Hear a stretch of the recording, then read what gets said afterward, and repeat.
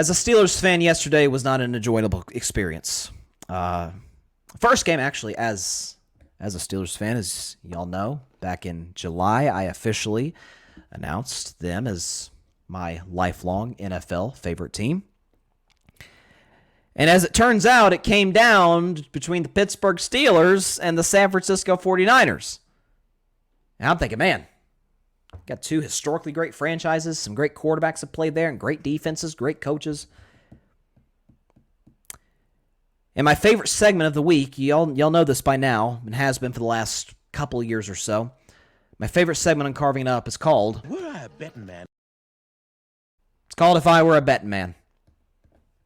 I take pride in that segment. And it's a segment that I struggled mightily in 2022. It's one I looked to bounce back in. And the good news is we still got 16 weeks left and the playoffs. So don't want to overreact too much. It is just week one.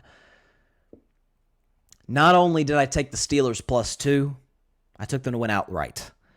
And you could tell pretty darn immediately that it was not going to be a good day for the Steelers offense. Now, the Steelers defense, I'm not going to be too brutal on because, again, I think it was Barry who alluded to it in the comments, and some have alluded to today. I'm seeing a lot of people talk about, Brock Purdy, he's just playing in Kyle Shanahan's system. I mean, he's not really that good. No, Brock Purdy is an excellent quarterback. Is he elite? No. Is he top 10?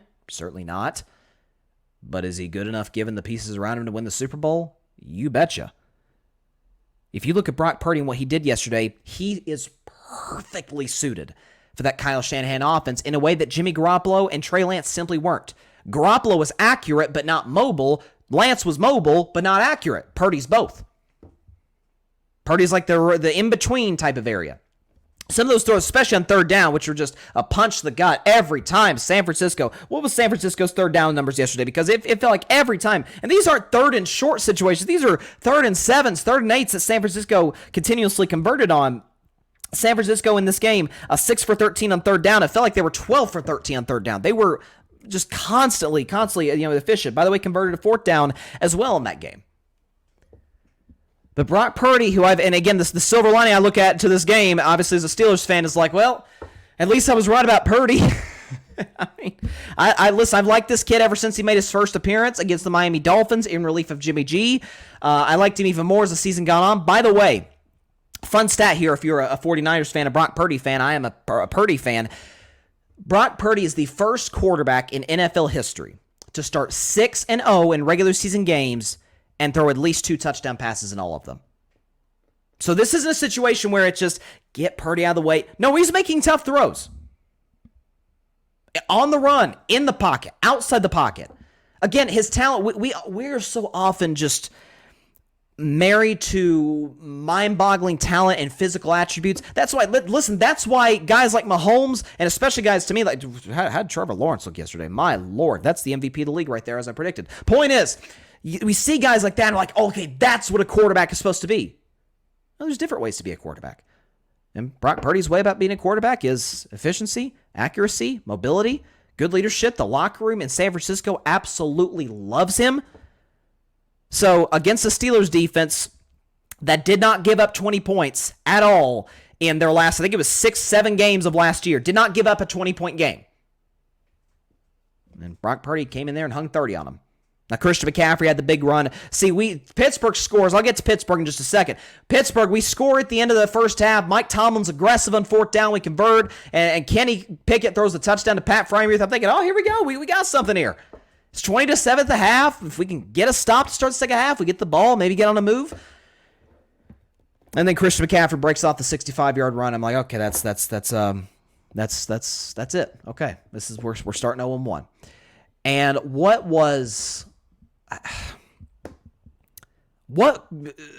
grinded my gears, especially when I went back and watched the game, is the fact that this stat is kind of unbelievable. And it goes to show you how far, and I'll get into this in a couple segments from now, how important coaching is in the NFL. Here's a stat. This is from Ryan McChrystal. Want to give him credit. He says Kenny Pickett got rid of the ball in under 2.5 seconds on only 34.8% of his passes yesterday. Only Patrick Mahomes had a lower rate in week 1, according to True Media. On the other hand, Jordan Love, who played excellent,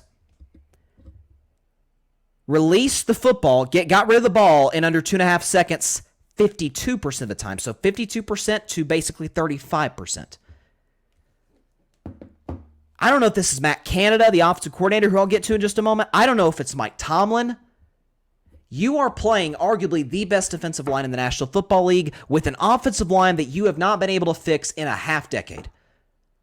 Why in God's name are you running plays that take a long time to develop? It's not like a get the ball to your hands, first read. If it's not there, Pittsburgh's too good to be this bad. Listen, I understand, again, that's a Niners defense that is in the discussion to me with the Cowboys and with the Steelers, when the Steelers are on at least, as the best defense in football. They're not that good, and Pittsburgh's offensive pieces aren't that bad. We can have questions about Kenny Pickett. I certainly do after that performance. But George Pickens, you saw that. It didn't count, but he had a one-handed catch in the end zone.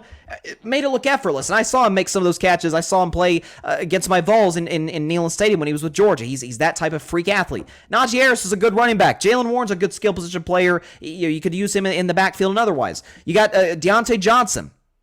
You got Pat Freiermuth. You watch Darnell Washington, big 6'7" tight end. You've got pieces to work with. It isn't like it's a bare cupboard like I don't know. Think of it like Arizona or something. And here's something too. And I'm not like, I'll fire everybody after week 1.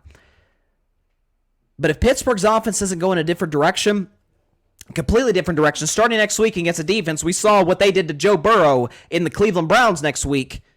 Heads may have to start rolling in terms of offensive play calling Pittsburgh. Here's Matt Canada, the offensive coordinator, and Steelers fans have been on him for a while now. I probably should have seen this coming, but Matt Canada's offense through the first 36 games of his tenure as the Steelers defensive coordinator, we've got the graphic right here. He has scored 20 points 9 times in 36 games. He's scored 30 in 36 games twice. And under him, the Pittsburgh Steelers have yet to go for 400 or more yards. They are the only team in football who can say that. New England's done it, given their awful offensive pieces. Chicago's done it. Arizona's done it. Pittsburgh, last 2 years, including yesterday, 0 400-yard games on offense. I don't know if this is a philosophy by Mike Tomlin in the sense of, we can just win with defense. Not in today's league, you can't. If Dallas's offense isn't good this year, I'm sorry, they're not getting past the divisional round. They're not. And I think Dallas's offense will be good. That's why I have them going to the Super Bowl. But you get my point here. And not to absolve blame from Kenny Pickett, because I didn't think he played well at all. I thought he missed some layup throws. The pick he threw to Ward when he overthrew Deontay Johnson. It was a terrible read. He forced it into tight coverage. Not sure what he's thinking there, but that's a decision he made. I don't know if this is just a coaching problem, a quarterback problem, or both. But you saw TJ Watt yesterday. He was flying all over the field. He was excellent. The Niners' offense certainly had plenty of success. The defense had its moments. They forced turnovers. They forced another near turnover when Purdy fumbled and somehow got it back. Folks, the Steelers' offense did not have a first down until after the 2-minute warning. A first down with long, developing plays. By the way, with a second-year quarterback. Again, Purdy, second year. Pickett, second year. By the way, one was, and you guys know I love Purdy, as I just said, I've sturdy Purdy, that's my guy. But one guy was picked in the first round, one was Mr. Relevant, last pick of the draft, who looks like they've developed more. One is Kyle Shanahan, the other is Matt Canada. This could be a real story for Pittsburgh moving forward. And I hope it isn't the case, but very well could be. And it's something I'm genuinely concerned about as a Pittsburgh Steelers fan. Thanks so much for watching the show on YouTube, and be sure to go click that big red subscribe button and check out the other clips and full shows from Carving It Up Live, as well as our other incredible content creators here on the Grid Network.